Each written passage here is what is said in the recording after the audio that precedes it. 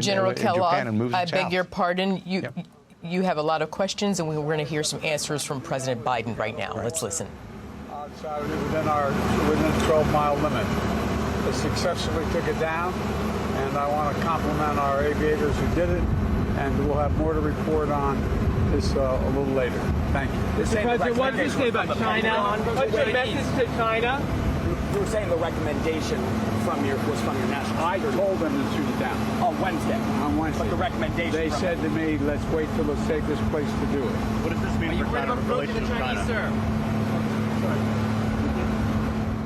Okay, that is President Biden with very curt remarks there. He, as you heard him, General Kellogg, he said that I gave the authorization on Wednesday. I told the Pentagon to take it down, and they wanted to wait until it was over a safe enough space where no American lives would be in danger. What do you make of that?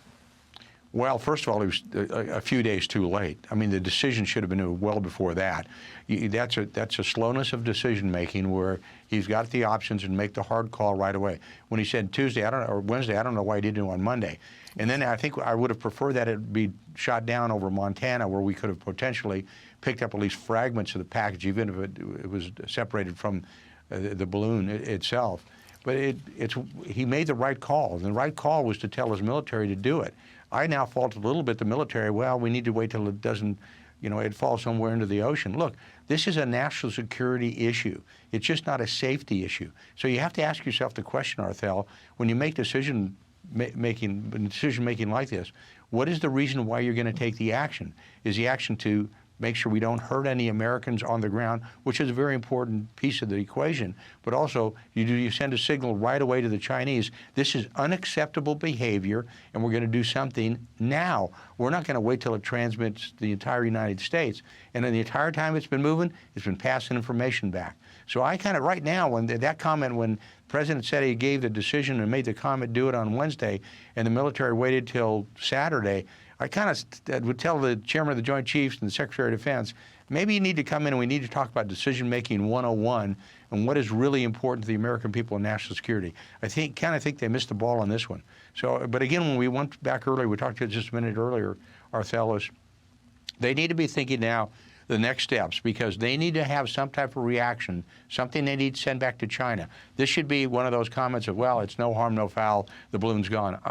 This is one of you make a decision and you send some type of response back to China that this behavior is unacceptable, and here's what we're going to do. And that's the reason I said, as an example, sorting the carrier battle group, the Ronald Reagan carrier battle group out of Japan south, park it maybe in the middle of the Taiwan Straits for a while. Let it float around Taiwan for a while. Send a signal to China, this is something we're not going to tolerate. But a signal needs to be sent back. And what do you expect to hear from Secretary Austin? Well, hopefully we're going to hear from him shortly. We're going to hear from somebody. But my concern is we're not going to hear from him or the Chairman of the Joint Chiefs. We'll probably end up hearing from General Ryder on this is the action that we took. I mean, there's a lot of questions I would ask to the military and the defense establishment. Why were those recommendations made to delay this shoot down when the entire time this is transiting the United States, it's gathering information and sending information back to China? In other words, they inverted what I would have done. I looked at it as a national security issue, take the balloon down now.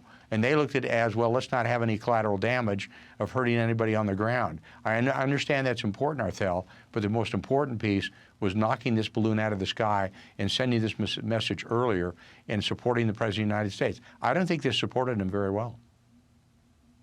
And you did hear one of the reporters shout a question to President Biden as he was walking away, what are you going to say to China? He didn't answer, but what does the president say to China? They've gotten away with this particular mission of theirs. Well, you don't say anything. You create an action. You basically do something in response to it. I mean, the words have already been said. They know what they have done. And they said it was a weather balloon, right? If you believe that, I've got a bridge to sell you in Brooklyn. The fact is, they took a provocative action. We need to take a provocative action back to show that you're not going to push the United States around. And that's what they're kind of doing. They're kind of testing the waters of our decision-making process, both militarily and diplomatically. And I don't think we need to say anything to them.